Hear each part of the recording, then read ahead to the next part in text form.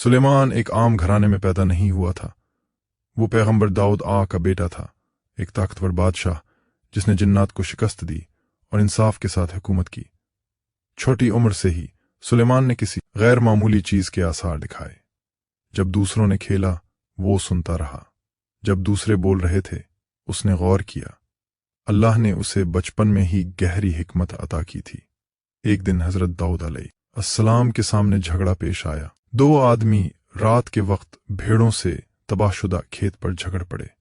दाऊद ने अपना फैसला सुना दिया, लेकिन नौजवान सुलेमान बोला, नरमी से, दानिशमंदी से, और उसका हल बेहतर था। अल्लाह तबारा ने कुरान में इस लम्हे का जिक्र किया है। ये जाहिर करना कि हिकमत उमर की पाबंद नहीं है, बल्कि खलूस से। और जब दाऊद अलैहिस्सलाम का इंतकाल हुआ, बादशाही इंतशार में नहीं पड़ी, ये अल्लाह के मुंतखब करदा शख्स के हाथ में चला गया। एक दिन सुलेमान ने एक लश्कर के साथ मार्च किया जैसा कि कोई और नहीं था। इंसानों ने कतार बनाकर मार्च किया, जिनसाए की तरह हरकत करते थे। परिंदों ने आसमान को भर दिया, उनके ऊपर ढालें बनी। जब वो एक वादी के करीब पहुंचे, एक छोटी सी आवाज ने पुकारा। एक चींटी ने अपने लोगों को खबरदार किया, ए चींटियों, अपने घरों में दाखिल हो जाओ। ऐसा ना हो कि सुलेमान और उसकी फौज तुम्हें अनजाने में कुचल डालें। सुलेमान अलैहिस्सलाम ने उसे सुना। दुनिया का सबसे ताकतवर बादशाह एक चींटी के लिए अपनी फौज को रोका। उसने मुस्कुराकर कहा, ऐ मेरे रब, मुझे तौफीक दे कि मैं तेरी नेमतों का शुक्र अदा करूं। ये सुलेमान का दिल था, कुव्वत रहम से रोकी हुई। सुलेमान अलैहिस्सलाम अपनी कौम के सामने खड़े हुए और दुआ की, एक ऐसी दुआ जो पहले कभी नहीं की गई थी। ऐ मेरे रब, मुझे बख्श दे और मुझे ऐसी बादशाही अता फरमा जो मेरे बाद किसी की ना हो। और अल्लाह ने जवाब दिया, सोने से नहीं, खौफ से नहीं, लेकिन तख्लीक पर कंट्रोल के साथ। हवा ने उसकी बात मानी। अपनी फौजों को महज घंटों में वसी जमीन पर ले जाना। जनों को इसके हुक्म में रखा गया था। मेमार, गोताखोर, नादीदा अजायबात के मेमार। जानवरों ने से बात की, उनकी आवाज साफ है, उनके मानी समझे जाते हैं। ये जादू नहीं था, ये नबूवत थी। और इस सारी ताकत के बावजूद सुलेमान अलैहिस्सलाम आजिज रहे। एक दिन सुलेमान ने एक गैर मामूली चीज देखी। होपो बर्ड गायब था। कोई तफसील उसकी तवज्जो से नहीं बची।